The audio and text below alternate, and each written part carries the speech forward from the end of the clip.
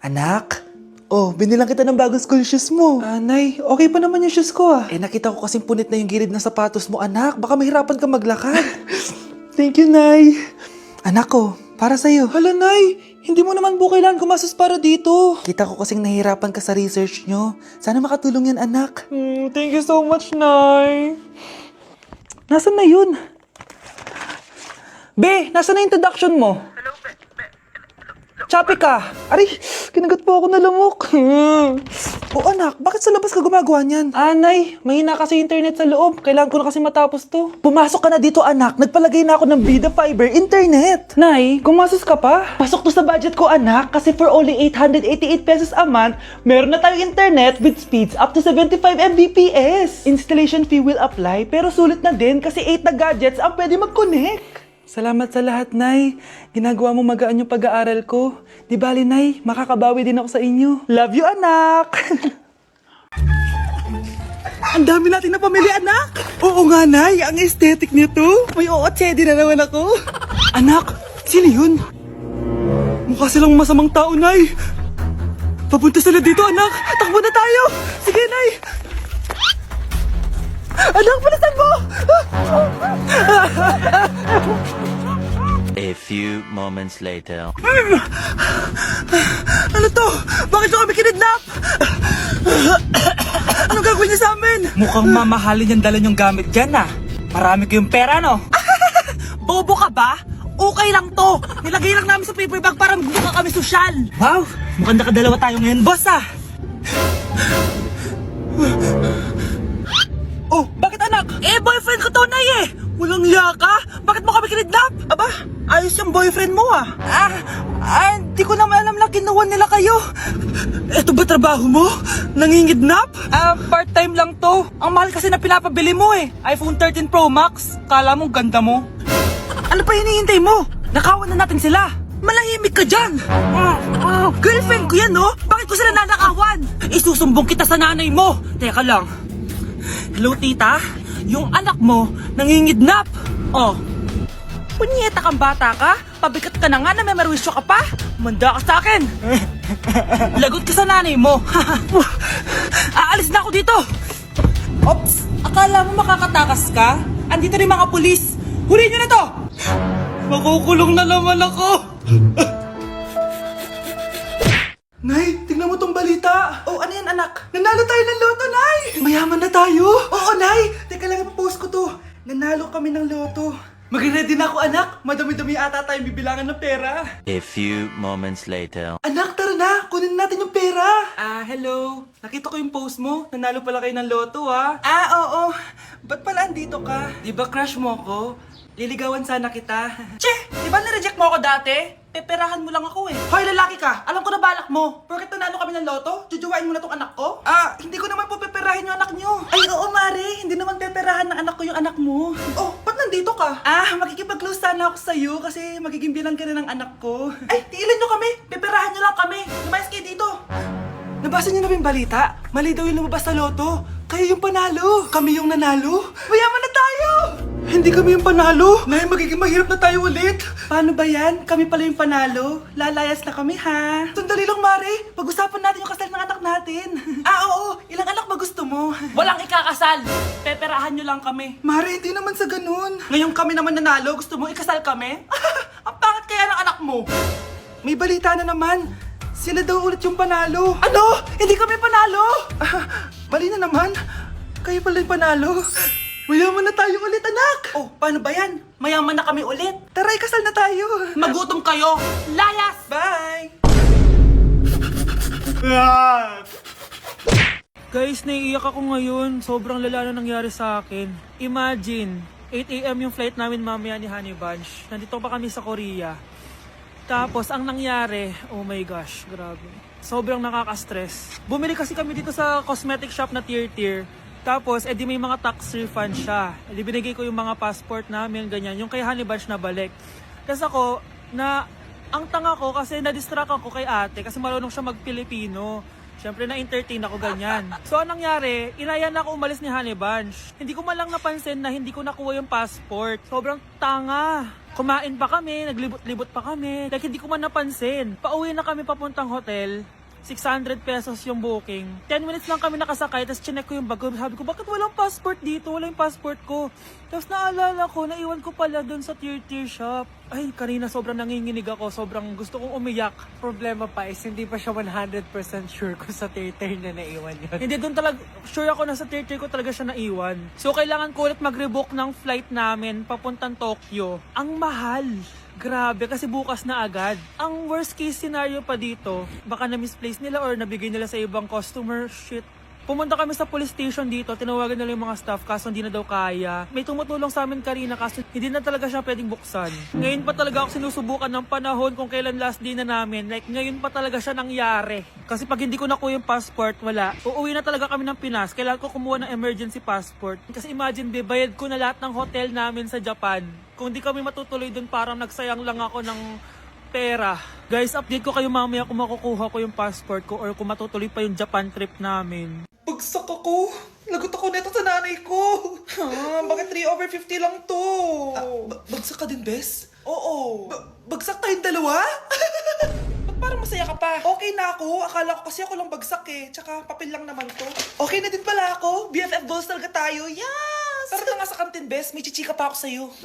Anak, maganda ka na! Bibili tayo ng bagong kotse! Talaga po, Nay? Excited na ako! Oo, anak! Kaya magbihis ka na! Tara na! Sige po, Nay! A few moments later. Welcome po, ma'am! Bibili po ba kayo ng kotse? Pumunta kami dito sa car shop, di ba? Baka submarine yung bibili namin. Meron po kami dito, ma'am. Bagong-bago. Murang-mura. Aba, anong tingin mo sa akin? Walang pera? Judgmental ka, ah. Di naman po sa ganun, ma'am. Tignan niyo po. Sige, titignan ko. Ang ganda, di ba, ma'am? Wow, ang ganda nga. Tapos, ang bango pa. Wow, ang ganda. Magkano ba to? 20,000 lang po yan, ma'am. 20,000? Ba't ang mura? Baka may sira to, ha? Wala pong sira yan, ma'am. Nay, ang ganda nito. Bilhin mo na. Sige, anak, bibilin ko na. Bakit tayo mabukas? Anak, teka lang, ha? Anak, paano nakalabas yun? Saan na ba yung batang yun? Hello, anak! Nasaan ka? Nasa bahay po, Nay. Bahay? Huwag mo ako niloloko, ha? Malilintikan ka sa akin. Totoo nga po, Nay. Di naman po ako sinama, eh. Ha? Nay, bilhin mo na tong kotse. Ako na magdadrive. Kaya pala mura. May kasamang multo. Guys, maganda kayo. Magbe-beach tayo next week. Magpapaganda na ako. Ready na ako sumisid. Oh, may ambagan to, ha? Magbe-beach? Baka oras na to para mag-break muna ako sa kakaaral. Teka, wala ka ba mag-beach? Bakit parang mukhang ililibing ka na? Wow, nahiya ako sa'yo, te. Magbe-beach ka nga. Uod ka naman ng high school. Che! Pangit! Sinabihan niya akong pangit. Ayusin mo nga sarili mo, anak. Aral ka ng aral. Mas mukha ka ng nanay kaysa sa akin. Hindi pwede to. Kailangan kong maging fresh bago kami mag-beach. 3 days later. Oh, aalis na tayo. Asan na ba si Scarlett? Ano ba yan? Pa-importante kasi. Wait guys, andito na ako. Scarlett? Ikaw yan? Ano nangyari sa'yo, be? Nagparitoke ka, no? Retoke? No. Sabi ng nanay ko, masama kasi yung araw sa balat natin. Kaya sinare niya tong Garnier Vitamin C Serum. Anak, gamitin mo tong Garnier Vitamin C Serum. It can fade dark spots in just 3 days. For the mabilis and glow up ka dyan, anak. Oh, sino pang hindi nag-aambag dyan? Si Samantha hindi pa nagbabayad. Ha? Magbabayad naman ako eh. Wala lang akong pera ngayon. Oh, maiwan na hindi nabayad ah. Kawawa ka naman, hindi ka makakasama sa amin. Oh, sa'yo na to. Baka sakaling maging fresh ka din like me. Salamat ah! Bye! Punta na kami sa beach! Oh, bakit may pera na naman dito? Pinamigay ko na ibang pera kahapon ah. Kakainis naman. Ma'am, may delivery po kayo. Oh, ano to?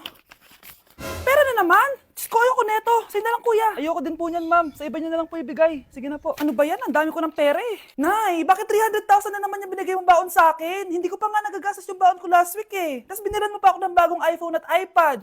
Bawasan mo yung baon ko ha. Nakakainis ka. Huwag ka na magreklamo. Ang dami na nga natin pera eh. O eto pa. Hindi ko na alam kung saan ko gagastusin to eh. Ay naku, padala kasi ng padala ng pera eh. Tapon ko na lang to. Congrats, ma'am! Kayo po ang grand winner ng 5 million pesos! Ano ba yan? Pera na naman. Pwede bang hindi ko tanggapin yan? Dami ko ng pera eh. Ay, bawal na po namin kunin to, ma'am. Sa'yo na po to. Congrats po ulit. Ba't pa ako nagising? Sana ganun na lang yung problema ko. Anak, ang sakit na ulo ko. Ano kaya to? Try mong isearch sa Google, Nay. Google? Ano yun? Gamot? Hindi gamot yun, Nay. Lalabas doon kung bakit masakit yung ulo mo. Ah, sige. Sabi dito, anak, may stage 4 cancer na daw ako. Ha? Cancer? Wait lang, anak. May gamot daw dito. Inumin ko daw yung Efficacent. Oh, ayan. Naniniwala kasi agad eh. 5 minutes na, di pa rin nagre-reply jowa ko. May kabit siguro to. Ate, try mo search sa Google. Ah, tama. I-search natin sa Google. Tama nga hinala ko. May kabit nga siya. Agad ka naniniwala dyan? Maghiliganti ako sa inyo. Happy Mansari, babe! Para sa'yo. Mansari mo mukha mo! May kabit ka! Ha? Anong kabit? So surprise kita kaya di ako nagre-reply. Ganun ba? Ang bobo naman ng Google. Si Overthink naman. Paano tumaas ang grades? Hay naku, wag ka na mag-search sa Google. Ha? Bakit naman? Gayahin mo na lang ako, kaya mataas yung grades ko kasi jowa ko yung teacher. Ano? Actually, magkaka-baby na kami. Excited na ako. Iniisip mo pa rin ba yung sinabi ng dati mong asawa? Baka totoo nga. Na isa lang akong hampas lupa na hindi nagaganda ang buhay. Ano ka ba? May anak ka na umaasa sa'yo. Tsaka, magkakatrabaho ka na, di ba? Hindi ko na alam. Sobrang bigat na. Pero salamat, Susan. Napagaan mo loob ko.